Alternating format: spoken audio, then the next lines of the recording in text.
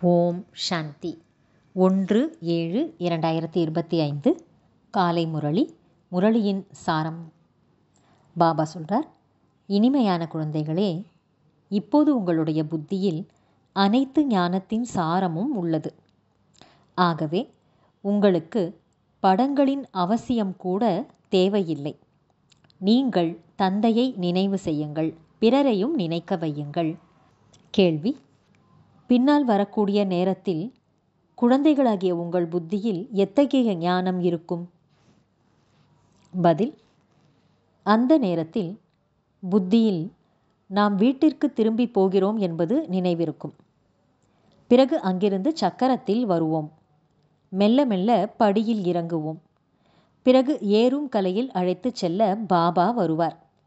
முதலில் நாம் சூரிய வம்சத்தினராக இருந்தோம், பிறகு சந்திர வம்சத்தினராக ஆனோம். இந்த கதையை நீங்கள் அறிகிறீர்கள். இதில் படங்களின் அவசியம் இல்லை. ஓம் சாந்தி. குழந்தைகளே, ஆத்ம உணர்வில் அமர்ந்திருக்கிறீர்களா? 84 பிறவியின் சக்கரம் புத்தியில் இருக்கிறதா? அதாவது தன்னுடைய பலவிதமான பிறவிகளை பற்றிய ஞானம் இருக்கிறதா? விராட ரூபத்தின் சித்திரம் கூட இருக்கிறதல்லவா? நாம் எவ்வாறு 84 பிறவிகளை எடுக்கிறோம் என்பதை பற்றிய ஞானம் குழந்தைகளிடம் உள்ளது. முதலில் மூலவதனத்திலிருந்து தேவி தேவதா தர்மத்தில் வருகிறார்கள். இந்த ஞானம் புத்தியில் உள்ளது. இதில் எந்த ஒரு படத்தின் அவசியமும் இல்லை. நாம் எந்த ஒரு படத்தையும் நினைக்க வேண்டியதில்லை. கடைசியில் நாம் ஆத்மா மூலவதனத்தில் வசிக்கக்கூடியவர்கள். இங்கே நம்முடைய பாகம் இருக்கிறது என்பது மட்டும் நினைவிருக்கும். இதை மறக்கக்கூடாது. இது மனித சிருஷ்டியாகும், சக்கரத்தின் விஷயங்களாகும். மேலும் மிகவும் எளிமையானதாகும். இதில் படங்களின் அவசியமில்லை. ஏனெனில் இவை அனைத்தும் பக்தி மார்க்கத்தின் விஷயங்களாகும். ஞான மார்க்கத்தில் இருப்பதோ கல்வி. படிப்பில் படங்களின் அவசியமே இல்லை. இந்த படங்களில் சில திருத்தங்கள் மட்டும் செய்துள்ளனர்.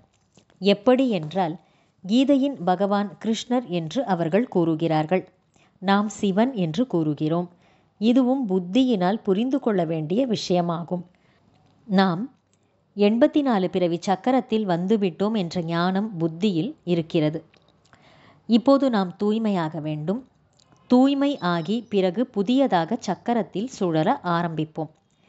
இந்த சாரத்தை புத்தியில் வைத்துக்கொள்ள வேண்டும்.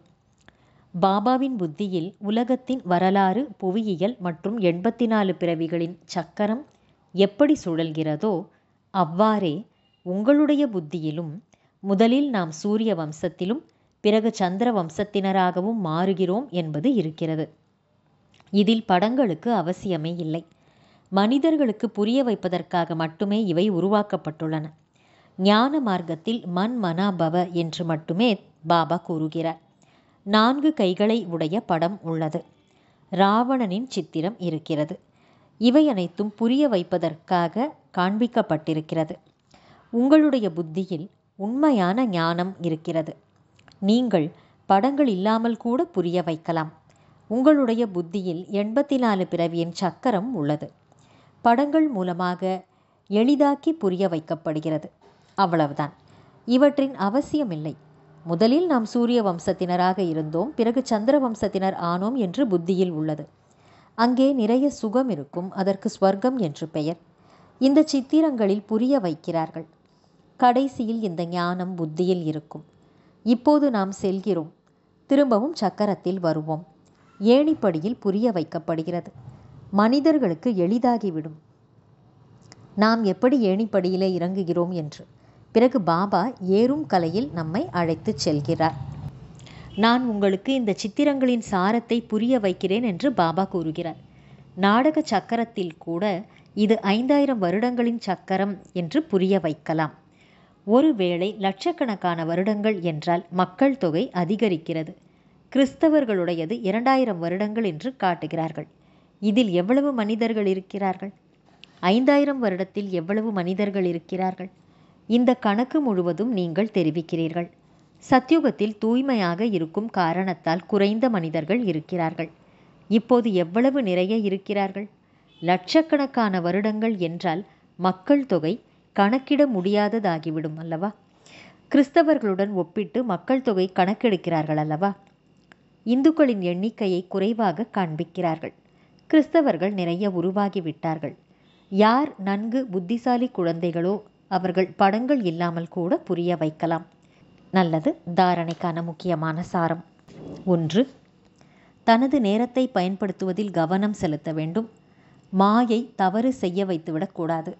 அதற்காக மகாதானியாக இருந்து பலருக்கும் வழிகாட்டுவதில் ஈடுபட்டிருக்க வேண்டும். 2. தனது உயர்ந்த அதிர்ஷ்டத்தை உருவாக்கி கொள்வதற்காக பாபாவிடம் அனைத்தையும் அர்ப்பணம் செய்ய வேண்டும். ஆன்மீக பல்கலைக்கழகம் திறக்க வேண்டும். வரதானம்: உயர்ந்ததிலும் உயர்ந்த தந்தையை வெளிப்படுத்தக்கூடிய சுபமான மற்றும் சிரேஷ்டமான கர்மம் செய்பவர் ஆகுக. விளக்கம்: எப்படி வலது கரத்தின் மூலமாக எப்பொழுதும் சுபமான மற்றும் சிறந்த செயல்கள் செய்கிறீர்கள், அதேபோல வலது கரங்களாகி இருக்கும் குழந்தைகளாகிய நீங்கள் எப்பொழுதும் சுபமான மற்றும் சிறந்த செயல்களை செய்பவர் ஆகுங்கள். உங்களுடைய ஒவ்வொரு செயலும் உயர்ந்ததிலும் உயர்ந்த தந்தையை வெளிப்படுத்தக்கூடியதாக இருக்கட்டும். ஏனெனில் செயல்கள்தான் எண்ணங்கள் அல்லது சொற்களை கண்கூடான நிரூபணத்தில் ரூபத்தில் தெளிவுபடுத்தக்கூடியதாக இருக்கும். செயல்களை எல்லோரும் பார்க்க முடியும். செயல்கள் மூலமாக அனுபவம் செய்ய முடியும். எனவே உங்களுடைய ஆன்மீக பார்வை மூலமாக இருக்கட்டும், தங்களது மகிழ்ச்சியில் ஆன்மீகம் நிறைந்த முகத்தின் மூலமாகட்டும் நீங்கள் தந்தையை வெளிப்படுத்துங்கள். இதுவும் கூட ஒரு கர்மமே ஆகும். ஸ்லோகன்: ஆன்மீகம் என்பதன் பொருள் ஆவது: கண்களில் தூய்மையின் ஜொலிப்பு மற்றும் வாயில் தூய்மையின் புன்முறுவல் இருக்கட்டும். நல்லது. இனிமையிலும் இனிமையான, வெகு காலம் கழித்து காணாமல் போய் மீண்டும் தேடி கண்டெடுக்கப்பட்டுள்ள செல்லமான குழந்தைகளுக்கு தாயும் தந்தையுமான பாப்தாதாவின் அன்பான நினைவுகள் மற்றும் காலை வணக்கம். ஆன்மீக குழந்தைகளுக்கு ஆன்மீக தந்தையின் நமஸ்காரம். ஆன்மீக தந்தைக்கு ஆன்மீக குழந்தைகளின் நமஸ்காரம். அவ்யக்த சமிக்கை: எண்ணங்களின் சக்தியை சேமிப்பு செய்து சிரேஷ்டமான சேவைக்கு கருவியாகுங்கள். எப்படி தற்காலத்தில் சூரியனின் சக்தியை சேமிப்பு செய்து நிறைய காரியங்களை பயனுள்ளதாக செய்கிறார்கள், அதேபோல நீங்கள் எண்ணங்களின் சக்தியை சேமித்தீர்கள் என்றால் மற்றவர்களுக்குள்ளேயும் பலத்தை நிரப்ப முடியும். அநேக காரியங்களை பயனுள்ளதாக செய்யக்கூடியவர்களாக இருப்பீர்கள். தைரியம் இல்லாதவர்களுக்கு வார்த்தைகளின் கூடவே சிறந்த எண்ணங்களின் சூட்சுமமான சக்தியின் மூலமாக தைரியமுடையவர்களாக அவர்களை ஆக்குவது, இதுவே நிகழ்காலத்தின் அவசியம் ஆகும். நல்லது. ஓம் சாந்தி.